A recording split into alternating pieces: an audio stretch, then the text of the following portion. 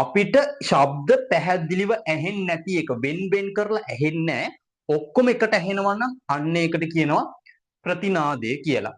ප්‍රතිනාදය ඇති වෙන්නේ මෙහෙමයි ළමයි. ඔන්න දැන් කතිකයා කතා කරනවා. හරි කතිකයා හරි ෆිල්ම් එක හරි ඒ ශබ්දය එනවනේ. ඒ ශබ්දය ළමයි හිතන්න මෙතන තමයි කතිකයා ඉන්නේ. මේ ඉන්නේ කතා කරන කෙනා. මේ පුටුවේ ඔයා වාඩි වෙලා ඉන්නවා. හරි ඔයා ඉන්නවා. මොකද වෙන්නේ ළමයි කතිකයා දැන් කතා කරනවා. නියමයි. හරි. ඔන්න ඒක ඔයාගේ කනට ආවා. හැබැයි ළමයි කතිකයා කතා කරන දේ ඔයාගේ කනට විතර දෙන්නේ නෑ. ඒක පැතිරිලා යනවා.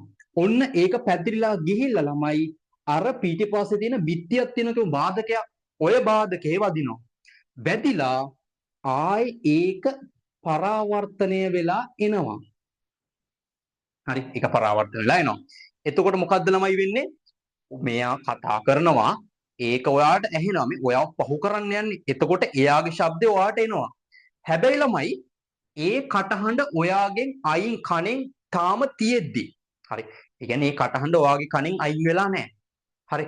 ඒ කටහඬ නැත්තම් මේ කතිකයා කතා කරන කටහඬ තාම ඔයාගේ කනේ තියෙද්දි තාම අයින් වෙලා නැහැ. තාම තියෙද්දි එයාගේ දෝංකාරයත් ඒ වෙලාවෙම එනවා. ඒ කියන්නේ මොකද්ද? කතිකයා කතා කරනවා ඒ කටහඬත් ඔයාගේ කනට එනවා. හැබැයි ඒ කටහඬ ඉවර වෙන්න කලින් තාම ඉවර නෑ ළමයි. හරි.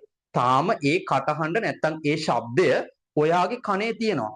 ඒ තියෙද්දිම ළමයි එයාගේ දෝංකාරයත් අර එයා කතා කරන එකේ දෝංකාරයත් ඔයාගේ කනට එනවා නම් ආවොත් ඔයාට එයා කියන දේවල් පැහැදිලිව ඇහෙන්නේ නැහැ. ඇයි ළමයි? එතන ශබ්ද දෙක අපිට වෙන් කරලා අඳුන ගන්න බෑ.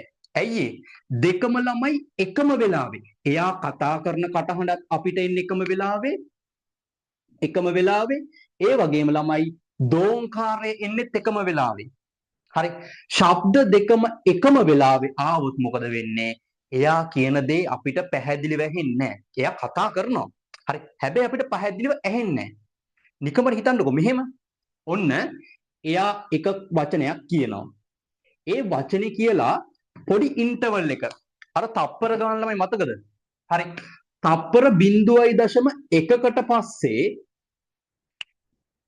තප්පර 0.1 මෙහෙම කතා. හරි. පොඩි ඉන්ටර්වල් එකක් යනවා. තප්පර 0.1ක ඒ ඉන්ටර්වල් එකෙන් පස්සේ ආයයි දෝංකාර එනවා. හරි. අර පිටිපස්සෙන් ඇහුණ දෝංකාර එනවා. එතකොට අවුලක් නෑ ළමයි. හරි. එතකොට එයා කියන දේ ඔයාලට පැහැදිලිව ඇහෙනවා. දෝංකාරයක් ආය වෙනම ඇහෙනවා. ඇයි ඒ? નિયમિત කාලේ තියෙනවා ළමයි. තප්පර 0.1ක ඉන්ටර්වල් එක තියෙනවනේ අපේ කනට. හරි. හැබැයි මේ ප්‍රතිනාදය කියන එකේ ළමයි ඒ ඉන්ටර්වල් එක නෑ. ඒක තමයි ප්‍රශ්නේ. හරි. මේ ඉන්ටර්වල් එක නෑ. මොකද වෙන්නේ ළමයි? කතිකයා කතා කරන දේ. හරි. ඒ ශබ්දය අපේ කණෙන් අයින් වෙන්න කලින් කණෙන් අයින් වෙලා යන්න කලින් අර දෝංකාර ශබ්දයත් ඒ වෙලාවෙම එනවා. ඒ කියන්නේ ළමයි ශබ්ද දෙකම එකපාර අපේ කනට එද්දී අපේ කනේ අර ඉන්ටර්වල් එක නැති හින්දා ශබ්ද දෙක වෙන් කරලා අඳුන ගන්න බෑ. දෙකම නිකන් එක වගේ. හරි පැහැදිලිකමක් නැහැ. අන්න ඒ වෙලාවට අපිට ඒ කතිකයා හරි කවුරු හරි කියන දෙයක් ළමයි පැහැදිලිව ඇහෙන්නේ නැහැ. ප්‍රතිනාදය කියන්නේ මොකද්ද ළමයි? ඔයාට කතා කරන දේවල් එහෙම නැත්නම් ශබ්දය හරියට පැහැදිලිව ඇහෙන්නේ නැහැ.